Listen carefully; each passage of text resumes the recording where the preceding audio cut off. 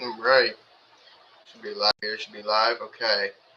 Um, Welcome to the Wrestling Pod. I am your host, Carlito Santiago, and we are just a week away from motherfucking SummerSlam.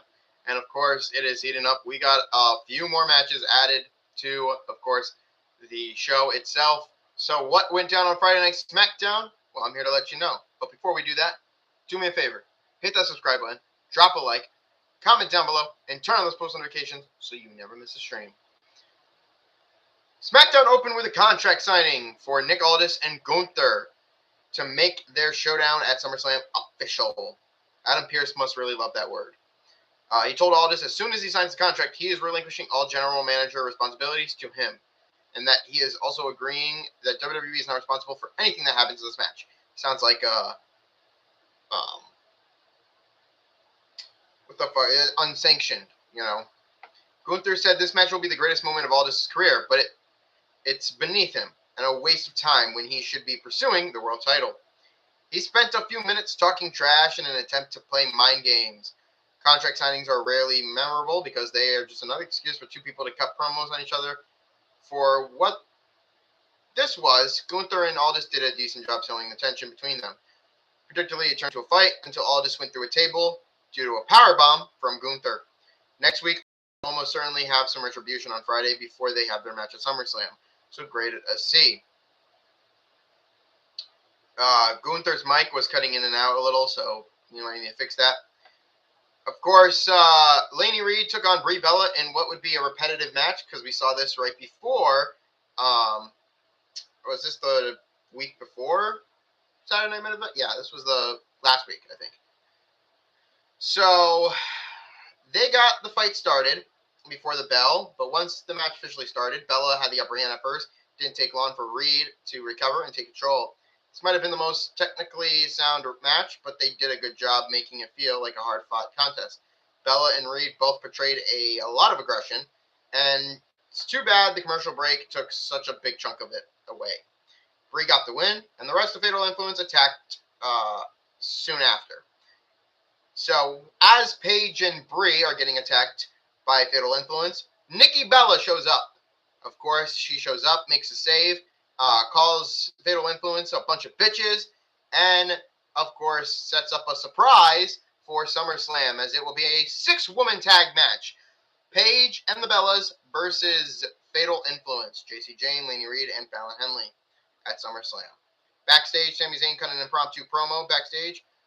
Pierce told him that he would have a number one contenders match at SummerSlam, but Zayn wasn't happy. And, of course, he had a Fatal 4-Way match that will determine it later in the night. Chelsea Green and Kiana James. They were in a first of the two qualifier women's ladder match, world title ladder match scheduled for SummerSlam. Kiana James took on Chelsea Green. These two women have been featured regularly on SmackDown, but still feel overlooked by a lot of people. Green has been viewed as a comic relief, and James was brought in to help Julia, so it was nice to see them get a spotlight here. Green is a solid wrestler. James is a great athlete, who has to continue to grow as a performer, so they are able to make this feel competitive right out the gates. James was especially aggressive early on. However, they did not get a lot of time. Green picked up the victory with Prettier, without the show even needing to go to a break. If they had more time, this could have been a lot of fun, but it felt way too short. That takes nothing away from the effort both women put into this. So they worked well with what they were given. That's good. Blake Monroe had a quick segment with Tiffany Stratton backstage. It looks like she will be chasing after the women's U.S. title. Or the Unprettier, sorry. The Unprettier. Prettier. C+. Every rating so far has been correct. We move on to Cody and Punk's promo. A recap of Rhodes and Punk's win at Saturday Night Main Event was shown. It also included the fallout from the appearance at Fanatic Fest. Punk showed a lot of distrust towards Rhodes due to him saying he owned Punk for hitting him in the face with a bell by accident. Punk said he didn't want the title to come between their friendship, but that seems to be a lost cause, because Rhodes admitted he respects Punk, but he doesn't like him. These are two guys who are known for being great at promos and building feuds, so even the reason behind their animosity was thin. They made this segment easy to watch. Using their shared history was a nice touch, but not being able to mention AEW meant some of their references were very subtle. And of course, I want everybody to realize this too. Both of these guys are baby faces. Cody Rhodes and Punk are walking into SummerSlam as baby faces. You realize what this means. WWE has to turn one of them heel. And if Punk is going to stay the babyface champion, then Cody needs to turn heel. And if Punk's going to lose the title to Cody Rhodes, well, this is a good opportunity for Punk to turn heel here.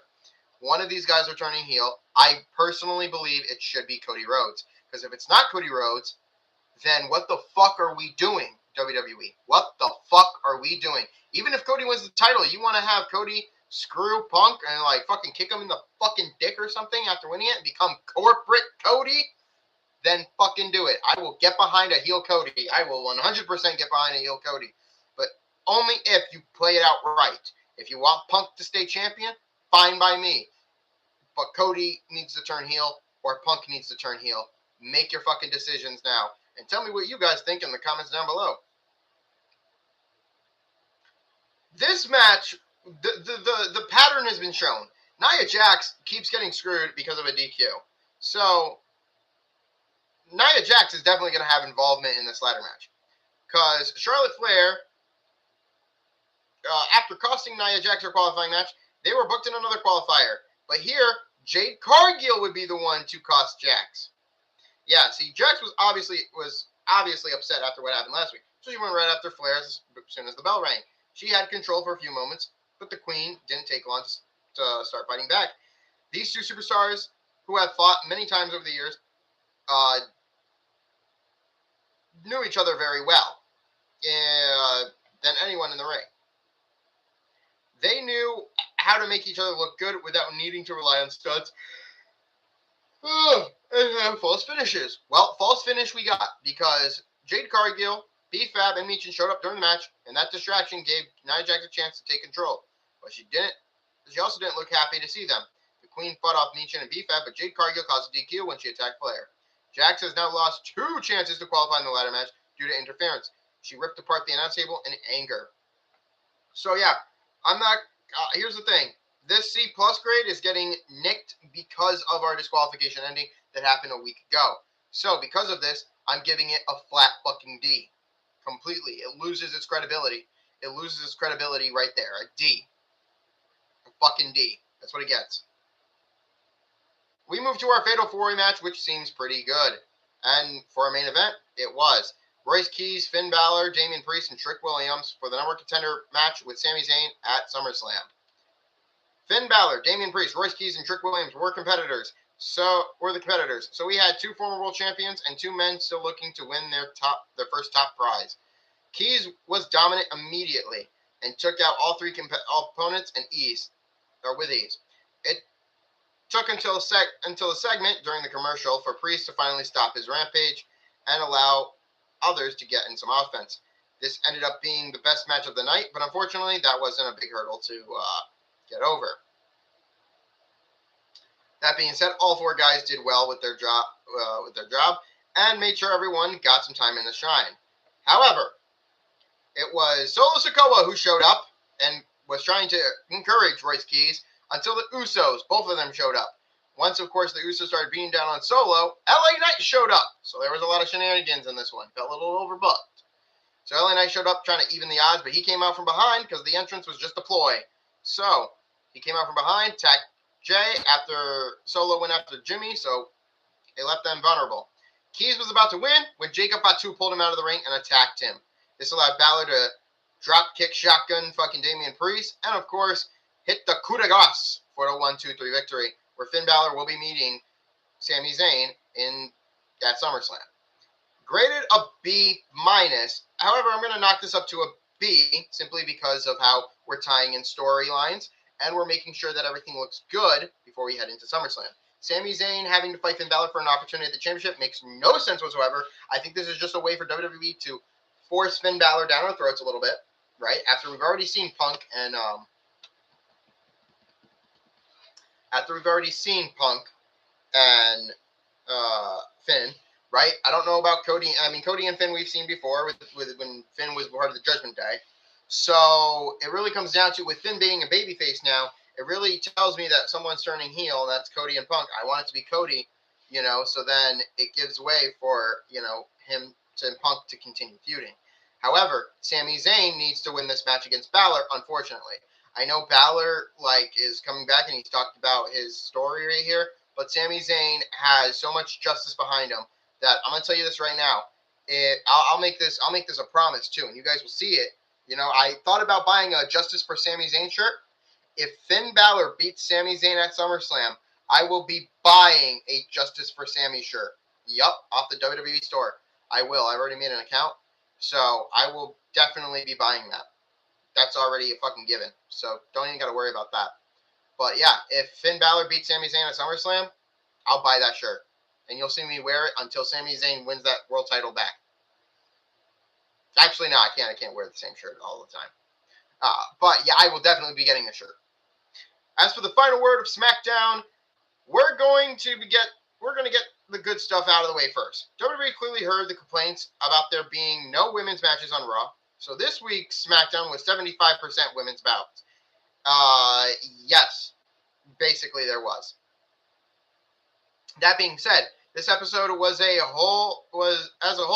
very weak, and that falls solely on the way it was booked, not the talent who performed. None of the matches or segments were terrible, but the way the show was structured left a lot to be desired. Not only did a 2-hour show have far less than an hour of in-ring action, but the main event had 2 breaks in the span of 10 fucking minutes. We understand that WWE is a business and needs ads, but it's taken excessive to a whole new level. If WWE doesn't start making the in-ring action the biggest highlight of the show every week, fans might start looking elsewhere. And honestly, I'm starting to look at AEW more too. I'm starting to look towards AEW. If WWE continues with this ad, and you know what I think it is? I think WWE's pay-per-view events are not getting top tier to what they really want. I don't think WWE is because you got to think, when WWE does ads, right? They have to report ads. Ads generate revenue, okay? Because you're sponsorships, all right? So you have to put these sponsorships in there, and they have to generate revenue. But they have to generate revenue by having people buy tickets. And because these ticket prices are so expensive, it's hemorrhaging money, because the guys are not going to buy tickets for, right? Like, I looked up the SummerSlam tickets, $32,000 to $40,000 for the front row barricade seats. That's insane, right? Who would pay? Only people who WWE is willing to give a discount to, big fucking fat discount to. That's insane, okay? Insane.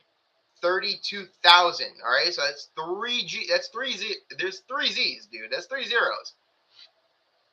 I looked up the price for the front rows, for the floors and front row seats. That's the price for it. That's insane. Can't fucking, this is why money is being hemorrhaged, right? A lot of fans, don't worry. A lot of fans in the crowd. You see a lot of seats being booked, so they're doing well with money. Money, I don't want to say money is not the problem. No, what it is the ads are just ads are trying to generate more revenue for them, and it's becoming excessive. It's becoming very excessive. And also WWE is also it's not just on SmackDown too. It's on Raw. It's on Raw as well. SmackDown needs to be moved to Netflix so that WWE can get what they want, which is 2.5 hours of television time. But they need to reduce the ad revenue. I'm okay with there being if the match is going to go on more than 30 minutes, then I get 2 breaks in between, right? But I also understand, but here's the thing I don't understand, right? Because I've seen this happen with WWE, and I want an explanation to it. They go to a break, right? When you got the entrance, they come out for their entrance. They cut to a break, all right? They cut to a break. They come back. We already got everyone in the ring, and they start the action, right? The moment that it starts to spill out to the floor, like it usually fucking does, we cut to another break. And it's not even 5 minutes into it before they cut to a break. See, that's the part that bothers me, is that instead of showing a lengthy part of the match, instead of showing like at least 10, like 10 minutes of action, you cut to a fucking, you cut to a break 5 minutes before showing us anything. You barely showed us anything. Right? Even 3 minutes. Hell, well, fuck it, 3 minutes. They fight for 3 minutes. They barely showed us anything. You showed us an entrance, and then you showed, right? So I loved how Raw opened with action, right? I loved how Raw did action first and not a promo. I love that Raw changed that up a bit. I did love that structure there. However, WWE needs to like focus less on their ad. Okay, they need to lessen their ads. They have so many sponsors. They need to start reducing their sponsors if they want, people not to look elsewhere. AEW. I will be covering AEW Redemption on Monday. Yeah, Monday. I'll be covering AEW Redemption on Monday, ladies and gentlemen. I know I would say I would cover the AEW pay-per-views. Redemption will be one of them. So look out for that. I will have to get a picture for it. But until then, I will see you guys on Monday for AEW Redemption results. Take care and enjoy your weekend. Peace.